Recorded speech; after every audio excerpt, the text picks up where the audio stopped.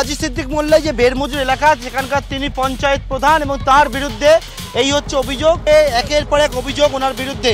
এবং যে অভিযোগগুলো হয়েছে আবাস যোজনার ঘর প্রাপকদের নিকট হইতে 10,000 টাকা এবং জব কার্ড বাবদ 15,000 টাকা মিলিয়ে মোট 25,000 টাকা করে নিয়েছেন প্রত্যেক ঘর পিছু। বলতেই পারে কিন্তু হবে না, ওরা চায় না যে ওরা ধরে না, পুলিশরা ধরে না। ওদেরকে যদি 1 মাসও সময় দেয় গ্রেফতার হবে না। পুলিশ যদি লুকিয়ে রেখে খুঁজতে বেরোয় বাইরে কি করে গ্রেফতার হবে? গ্রেফতার হওয়া না পর্যন্ত আমাদের আন্দোলন চলবে। পুলিশের বাধা মানছি না, মানব না।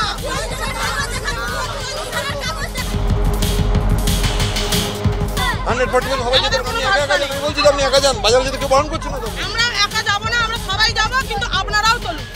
আপনাদের যদি মনে হয় যে আমরা কোনো গন্ডগোল করছি আপনারাও চলুন। গদির দরকার আমি গদিতেই থাকবো। আর পাবলিকের মেয়েদের জনসাধারণের মায়েদেরকে কি অন্যায় করছে, অত্যাচার করছে, সেগুলো যদি একদম তলিয়ে রাখেন।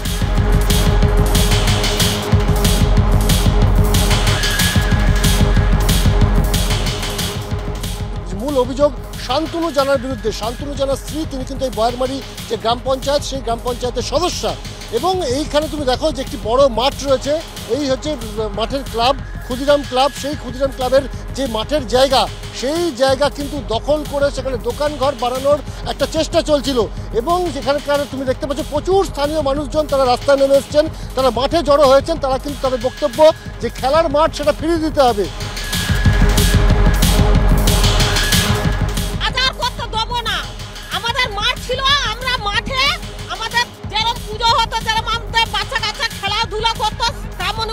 পুরো সন্দেশখালী জুড়ে শেখ শাহজাহান তারই রাজত্ব চলছে।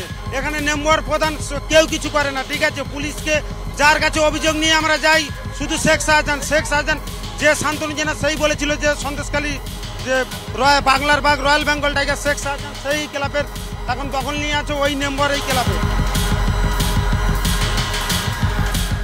আবার যদি ফিরে আসি তারা আমাদের উপরে তো আবার অত্যাচার হবে, তুলে নিয়ে গিয়ে ওখানে মারধর করবে, পাঠিয়ে দেবে অঙ্গহীন করে।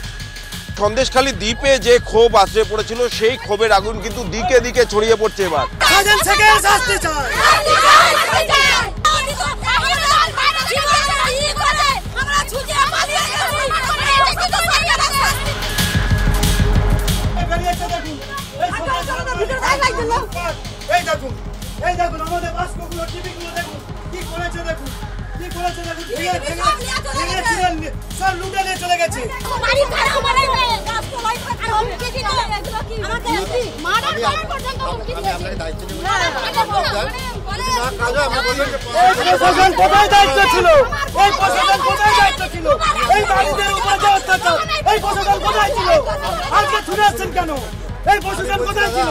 এখন অভিযোগ দেন, যদি না কাজ আমি পুলিশ কোনো অ্যাকশন নেয়নি বলবেন, আমি দায়িত্ব নিয়ে বলছি আমি